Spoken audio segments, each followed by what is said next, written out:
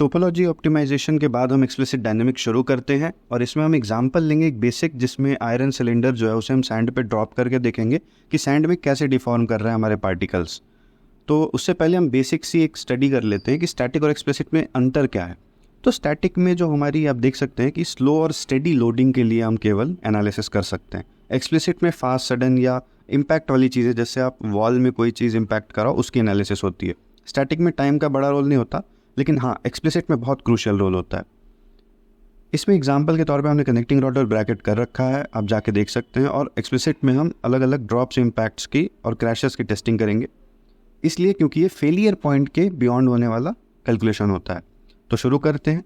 हमारे कुछ रिजल्ट्स जो हैं वो ऐसे आने वाले हैं, जिसमें हम आयरन को एक सैंड पे जो हम ड्रॉप कर रहे हैं या फिर सैंड के साथ जो उसकी एनालिसिस कर रहे हैं वैसा आएगा।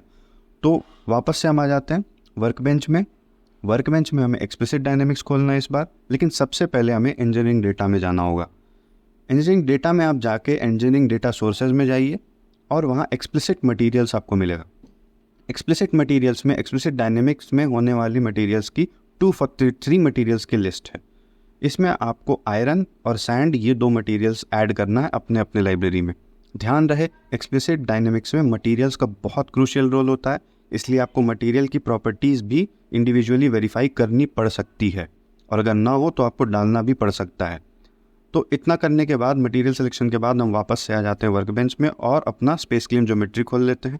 एज़ यूजुअल यहाँ सारी चीज़ें नॉर्मल रहेंगी, बस यहाँ पे हमें एक छोटी सी मेजरमेंट लेनी है, जिसमें हम दोनों मटेरियल के बीच जो मिनिमम डिस्टेंस है उसे मेजर कर लेते हैं। इसका क्या यूज़ है ये हम आगे देखेंगे, बस अभी आप ध्यान रखिए कि 8.01 mm रफली यहाँ पे हमारा एक मिनिमम डिस्टेंस आ रहा है। इतना कर लेने के बाद वापस से वर्कबेंच में आके अपनी ज्योमेट्री को अपडेट करके और फिर हम चले जाएंगे मॉडल में, यानी कि मैशिंग में। तो मॉडल खुलते ही हम सबसे पहले अपने अपने ज्योमेट्रीज़ को मटेरियल असाइन करेंगे। सैंड पे क्लिक करके हम जो स्ट्रक्चरल स्टील आप देख रहे हैं उसे हम चेंज करके सैंड करेंगे, और उसी तरह आयरन सिलेंडर को भी हम आयरन सेलेक्ट करेंगे स्ट्रक्चरल स्टील हटा करके। इसके बाद आपको चले आना है कनेक्शंस में।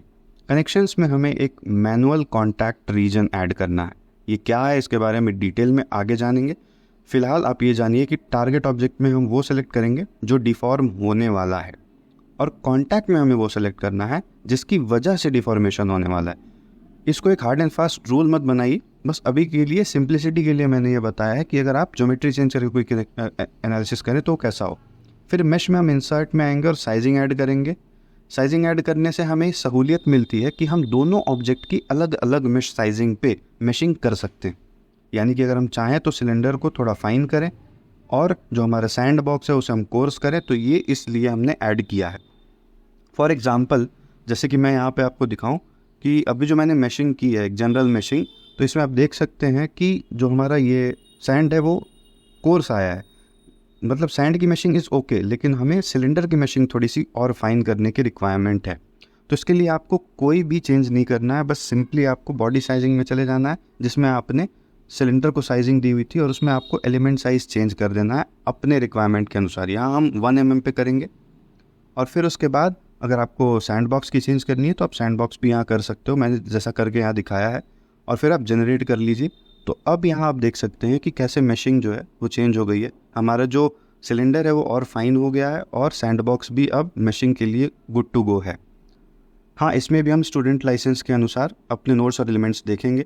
तो फाइनली जो मैंने यहाँ मेशिंग की है, सारे कैलकुलेशंस और सारे चीज़ों को एनालाइज करने के बाद, वो आयरन के लिए 1 mm और सैंड के लिए 1.5 mm पे है।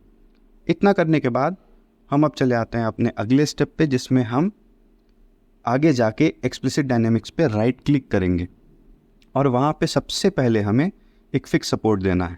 तो यहाँ फिक्स सपोर्ट के लिए हमें जो सैंड बॉक्स है उसके बेस को फिक्स करना होगा। इसके बाद हम चले आते हैं अपने अगले चीज़ में, जो कि है हमारा डिस्प्लेसमेंट। डिस्प्लेसमेंट में आप ध्यान रखिए कि आपको आयरन ब्लॉक को यहाँ डिस्प्लेस करना है।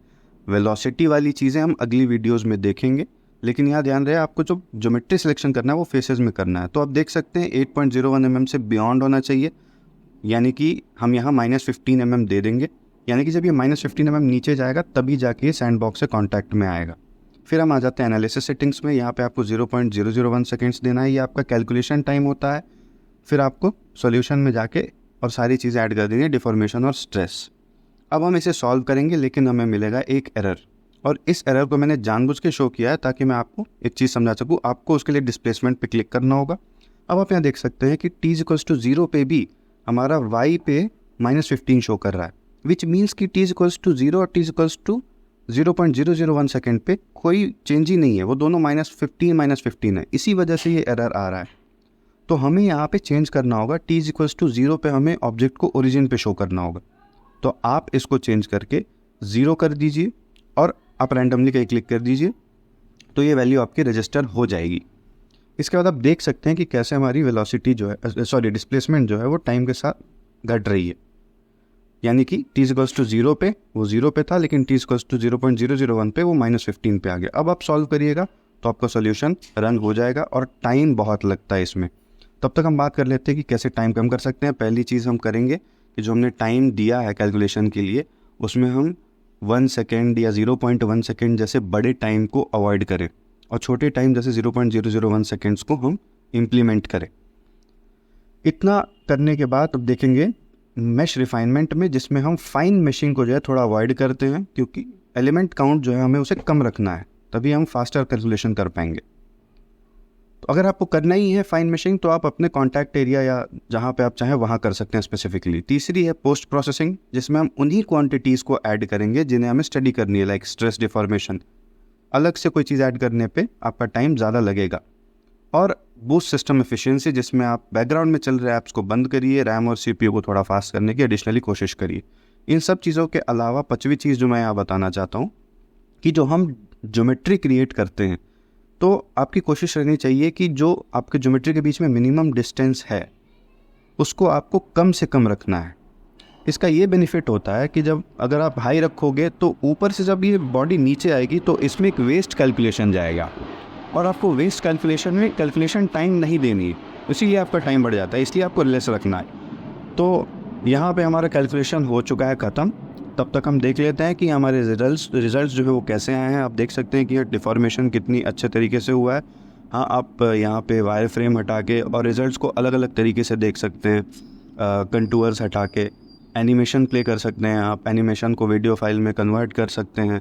जैसे भी आप चाहें अपने रिपोर्ट जनरेट कर सकते हैं। इस पर स्ट्रेस की भी स्टडी कर सकते हैं। आप सॉलिड फिल से देख सकते हैं बिना कंटूर जनरेट किए हुए कि डिफॉर्मेशंस एग्जैक्टली हो कैसे रहे।